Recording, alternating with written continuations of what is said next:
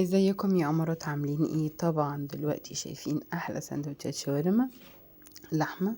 دي كانت في كايزر، وهوريكم ازاي تعملوها زي السوري. طبعا الطحينه الهايله بتاعتنا كل ده هنعمله في الفيديو ده. كان سندوتش شاورما بالبطاطس من جوه، وفي كان شاورما لوحدها، ودي طريقه شاورما الفراخ.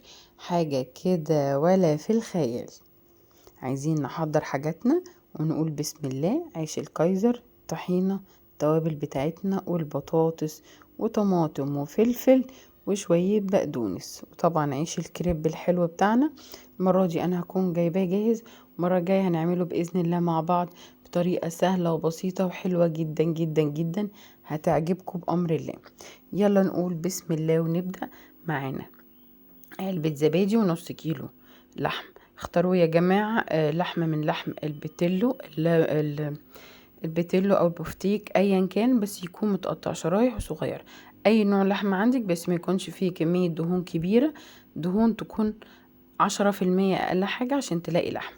التوابل بقى يا حبايب قلبي اللي هنحطها: حطينا علبة الزبادي، تمام، بصل باودر، توم باودر، بابريكا، فلفل اسود، ورق لورا، خلاص، وده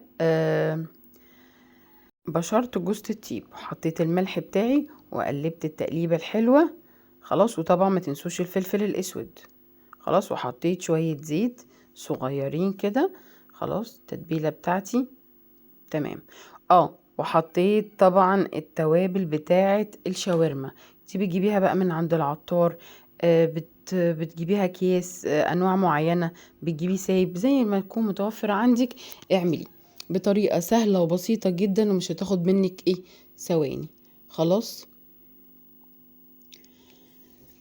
بس اهو كده خلاص عملناها. بصوا يا جماعة، انا بحب اسيبها في التتبيلة دي قبلها بيوم. تبارك الله بتطلع جميلة جميلة. تاني يوم بقى نجيب الجريلا بتاعتنا. انا الجريلا بتاعتي متشوهة، بس انا بحبها وبحب اعمل عليها يا جماعة. هي نظيفة بس طبعا لونها غير. ان شاء الله بامر الله هجيب واحدة تانية. شوية الزيت الصغيرين بتوعنا، بس هي برضو جريلا، انا مش هزود زيت، خلاص. والحلو في الجريلا ان انا هفرد كل الكمية اللي عندي، هوزعها خالص، فهتكون متناسبة جدا. ان انا ما احطش حبة حبة. انتي في العادي في الطاسة، لو الطاسة صغيرة تحطي حبة حبة، لا، انا احطها بصي كلها، وهوزعها بطريقة حلوة وسهلة وبسيطة، ومش هتاخد معايا ثواني. جماعة الشاورما دي حلوة جدا، ممكن تتبليها وتشيليها في الفريزر متبلة، او تشيليها في التلاجة، تبقى من اكلات الاسبوع. حاجة سهلة وسريعة ومش هتاخد منك ثواني. تبارك الله. يعني ولو في منها فراخ طبعا هنزل لكم الفيديو التاني ان شاء الله. هنعمل طريقة الفراخ برضو بطريقة سهلة وبسيطة وتجنن. خلاص، مش هتاخد منكم ثواني، وبطريقة سهلة وبسيطة وحلوة قوي. مفيش احلى واسهل من كده. حاجة كده ورا في الخيال. تبارك الله ما شاء الله. اهو شايفين حاجة كده جميلة. بصوا، ببتدي بقى اوزع فيها كده براحتها يا جماعة. عايزة افكركم كده واحنا بنشوف اللحمة الجميلة وهي بتبقبق على النار. طبعا بتبقي معلية النار عشان ما تنزلش مية، وبعد كده بتهدي عليها. خلاص. معايا بقى بصل وطماطم وبقدونس زي ما قلت لكم.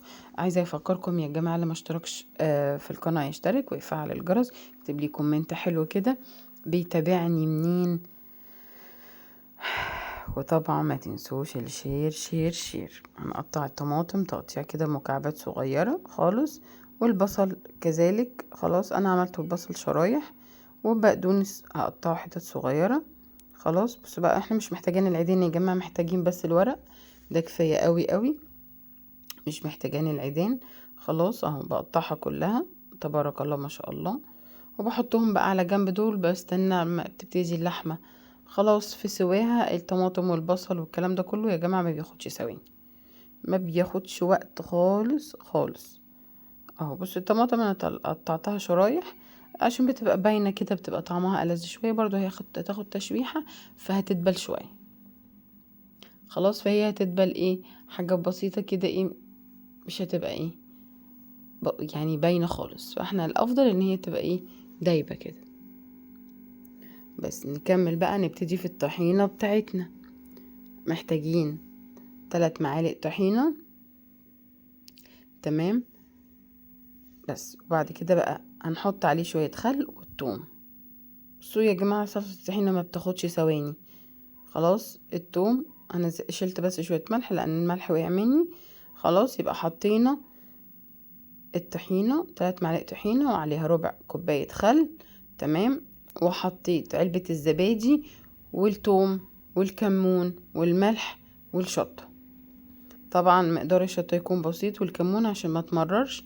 الملح على حسب الرغبة. علبة الزبادي حلوة قوي ل3 معالق طحينة او 4.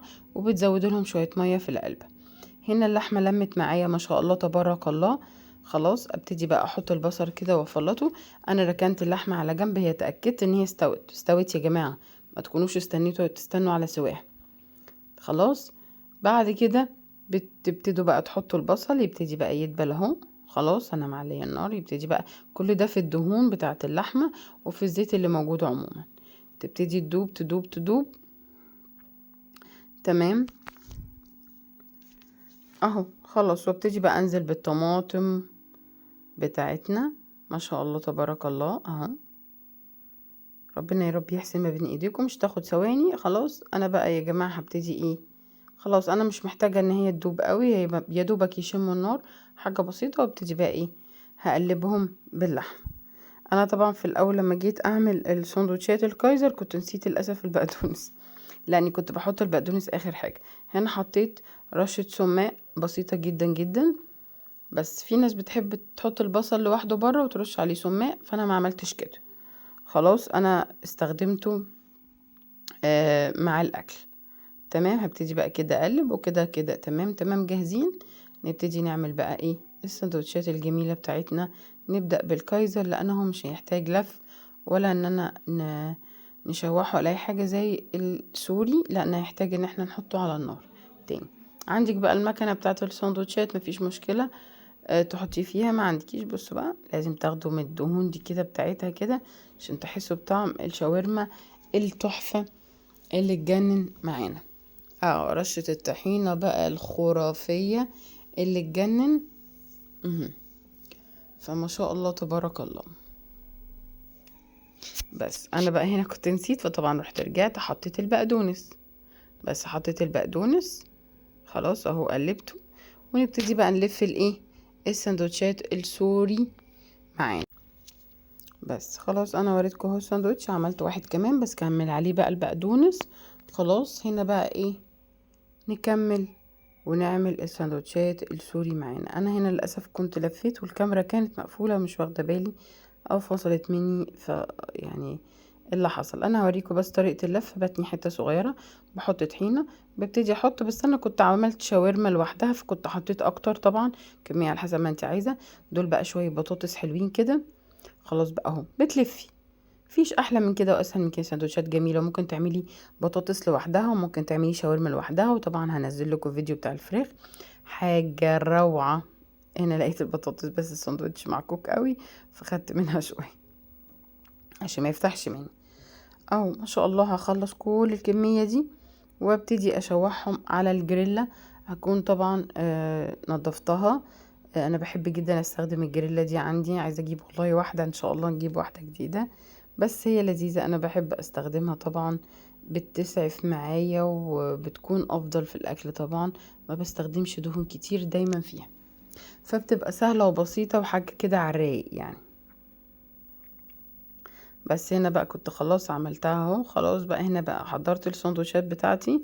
الكمية بتاعت النص كيلو عملت لي 2 كايزر وعملت لي 5 كريب او سندوتشات سوري بالعيش الكريب. عملت 3 شاورما صافي و2 بطاطس بالشاورما. ما شاء الله تبارك الله. الف هنا وشفا على قلوبكم. كده انا خلصنا. يا دوبك بس هناخد ديهم الصدمة كده يعني طبعا حاطين زيت حاجة بسيطة، ومن فوق هدهنهم برضو زيت حاجة بسيطة، بحيث ان هم لما اقلبهم يكون فيهم زيت.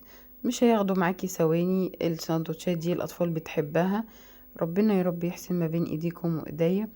واي وصفات محتاجين نعملها مع بعض كلموني وابعتولي، ان شاء الله هعمل لكم كل اللي انتوا عايزين.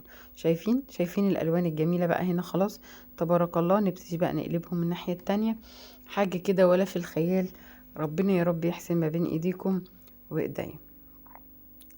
تبارك الله. بصوا ما شاء الله جميل يعني. بصوا والله كان حلو جدا، الساندوتش تاكليه مشبع وحلو جدا مع البطاطس والطحينة والسلطة والحاجات الحلوة.